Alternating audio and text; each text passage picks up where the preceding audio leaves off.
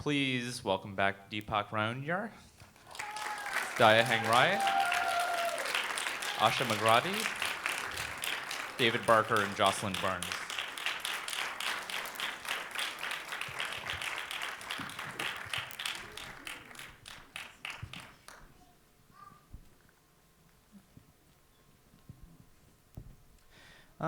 So why don't we begin with a question that I think all of you can jump in on. Deepak, this is your second feature film, and your last was Highway in 2012. I was wondering if maybe you could begin by talking a bit about how this film came together following the last one, and sort of what you've been up to over the past few years. The idea for this one was the earlier one. Can you hear me now? Okay. This one was the earlier idea. Like in 2009 was actually that I had encountered two guy, a Maoist soldier and one policeman. The encounter has interested me because it was also the one of the subject that I was trying to convey in some way from a long time, because I was only 17 that I told earlier, like when the war started, and since the only thing that has impacted life so much is because of this, so I wanted to do a film on that, but I didn't actually had proper idea on how to do. I did a draft, quite was not working. Then Highway got funded, other idea, so we made that film with very little money, like 50,000 was what we had total when we were shooting the films. And after doing Highway, like I had shot the Highway when I met Joss. Joss came in, just got interested, and Joss and Danny together helped us to bring the film to life. And that's how I met David. He edited the Highway. And after finishing the Highway, I was thinking for the second film, and I still had that story that I wanted to tell, and I was discussing with David how to, like we can write, if he can help me to co-write it. And that's how we came into the new idea, and Joss, David, Asa, all helped together to bring what we have today. And there are a number of really remarkable sort of natural performances in the film. So I was hoping you and your actors could talk a bit about working together. And Asha was also the casting director of the film in addition to acting in it. So maybe you three could talk a bit about that process. Sure. First of all, it's about because the great actors, they could be themselves or be the character on the screen. Like one of the things working with this too is interesting. They're different person before you start acting, before you start doing scenes, and when they're on the scene, they're a very different person. They can be a character and live that life. Besides that, we have. I have particularly a different way of approaching with actors. I don't particularly dictate dialogues. We wrote precise dialogue in English, but I didn't translate it for them particularly, and work with them individually to develop what fits for their tongue, and what could be the natural. We did same with the casting because while we were writing, Asa was thinking about the actors who could play the roles. So every time we go for locations, she was with me, and we were trying to audition the same time. She was bringing, actually children were very difficult to find, so she was going to every schools, trying to auditions, every villages we've been, she was auditioning, like who could be that two kid in the film. And that's how the whole casting process took us quite long. And once we had the casting, we did acting workshops with C-led again, and we improvised a lot even in the set. Do you have anything to add? Yes, everybody asked me, you did cast and you play yourself.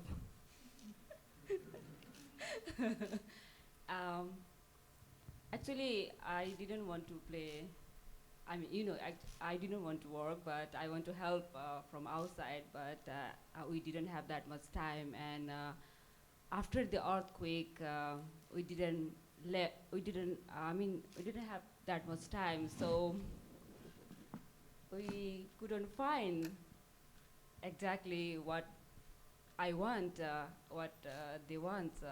So, and they decide, why don't you play? I think right now, I think I did good job. I did.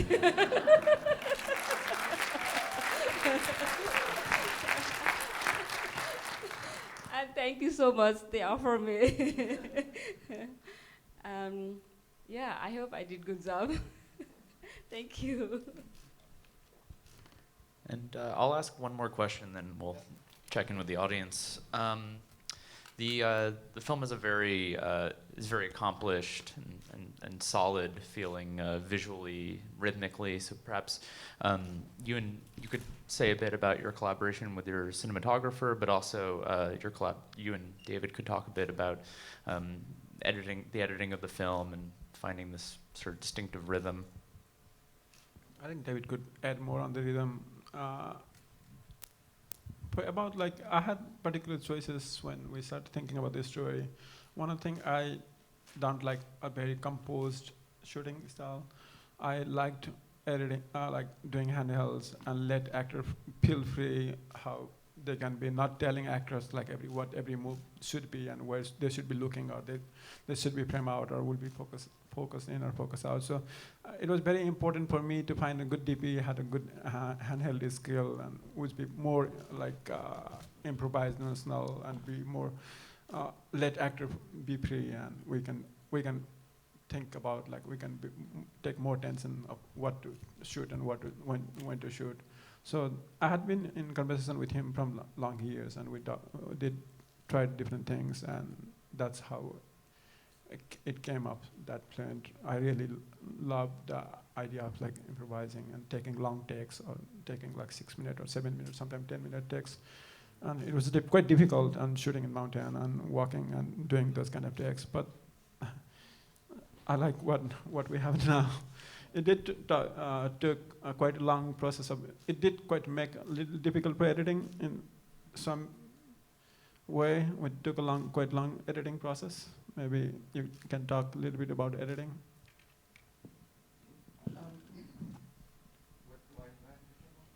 Because the way of like shooting, the way the shooting we did, like a lot of improvisation, a lot of leaving free for the actors. And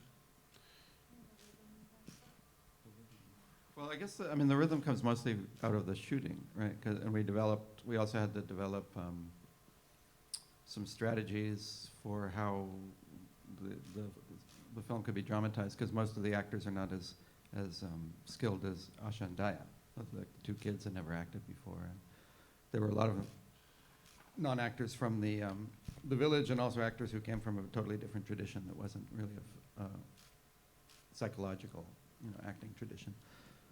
So I think a lot of the rhythm comes out of the strategies that were developed for that. But the reason part of the reason the editing took so long is because it's not, one of the advantages you have as an editor is not knowing the material, or hopefully not even knowing the script. And in this case, unfortunately, I knew the script and I'd been on the set, so Joss was very involved in the editing. We'd probably still be editing otherwise, because it took a long. When you're really involved with it, it takes a long time to be able to see the material for what it is. All right. And, do we have any questions in the audience? It's a question about the political dimension of the film and whether that affected the performers. In a way, I think we had a positive impact in the team, because one thing that I was very interested in exploring in the film itself was bringing these three generations together and living the life that was not happening in a real life. Like, we're not talking about it. Something happened so long in the country, war was 10 years, and still the process is happening, like political process, life is affected by it. But most of this conversation does not happen during like our generation, like we don't talk to father or children the same way. So living in the life together for 2 months was very transforming for ourselves. Something I felt beautiful came out of it. While selecting the actor, we were conscious about who we're selecting, who is playing what role, and what political belief that character has, the actor has in real life, if they can put inputs in the film itself. So that kind of reflects for naturality that has brought it. Like a lot of scenes, like discussion about constitution, discussion about their world life of being left alone in the homes, has a lot of improvisation inside it. A lot of things that I let people play what they are in real and try to capture the real moments, waiting for them, like taking 15-minute takes, just trying to find the right moment to keep into the films. Even he talked about like one of the things he said at the end of the shoot was very touching, was how like his father, relationship with his father, or his generation with children, like being together was very transforming. Maybe you can add more on like upset of working with the people with the different beliefs that we have in the society and being in the same place for 2 months. विशेष गरेर त हाम्रो यो आफ्नै भोगाई जस्तो हो, जो दिपकले भनिसक्यो कि 3 पुस्ता एकै ठाउँ बसेर एक किसिमको छलफल गर्नु जस्तो थियो यो. It was more like our experience of being together. It was like that we have lived together earlier in the films itself. त्यो हुँदाखेरि अग्रज पुस्ताको हाम्रो सिनियर एक्टरहरू हुनुहुन्थ्यो, अनि त्यस पछाडि हामीसँग काम गर्ने अरू 2 जना नन एक्टरहरू हुनुहुन्थ्यो. उहाँहरूसँग काम गर्दाखेरि को जो अनुभवले नै लाग्थ्यो कि हामीले जे गरिरहेको छौँ एक किसिमको बाटो खोजिरहेको छौँ, यो अनुभव हुन्थ्यो. तर अन्य कुराहरू चाहिँ नि त्यस्तो खासै केही त्यस्तो त भएन. There was nothing like unpolite or happened, but I think more of like was the life that we're living in outside was trying to live there, or something that was not happening was happening on the set, like interacting with like junior children that were non-actors and elders, the actors on the set. So like we wouldn't have talked otherwise outside, but we were talking there. काम गर्दाखेरि एउटा cinema चाहिँ दिपकले भनेको थियो त्यो के अरे बद्रीसँगको क्यारेक्टरमा त्यति बेला उसले मलाई कुट्छ अनि मैले उसलाई सम्झाउनु पर्ने हुन्छ. उसको बुवा आमा चाहिँ तैँले मारेको हो भन्दाखेरि अनि मैले उसलाई एन्सर दिनु नसकेको चाहिँ त्यो थियो. त्यतिखेर मैले संवादमै त्यो भने अहिले त बुझ्दैनस्, ठुलो भएपछि बुझ्छस्. हाम्रो 3 पुस्ताको सोच चाहिँ नै त्यस्तो रहेछ. मलाई त्यो महसुस गरेर एकदमै लोभ लागेको थियो. पछि त्यसलाई चेन्ज गर्ने भन्दै थियो. One of the scenes that where I had an encounter with the porter Badri, when he beats me, the beats Agni for like blaming that you killed my father. There was a moment, like one of the difficult moment, where I didn't know what to answer. And I have also used that in the film itself, like you won't understand now, you will only understand later. And I think it's also in reality in our life, like we don't explain everything to children every day, like don't answer children when they ask the questions like that, or a lot of questions that we always keep, like our parents used to say the same thing, like used to keep us, like you won't understand now, you don't need to be told. Thank you. Towards the back.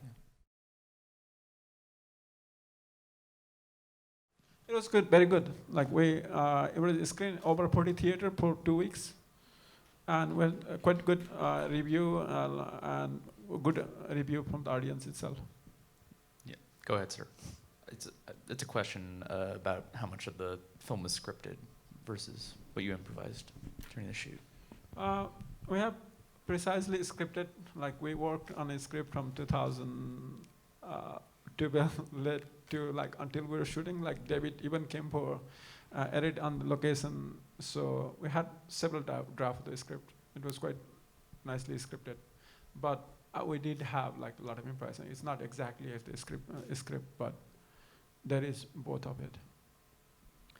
It's a question about the locations in the film and how difficult it was to find some of the places that appear.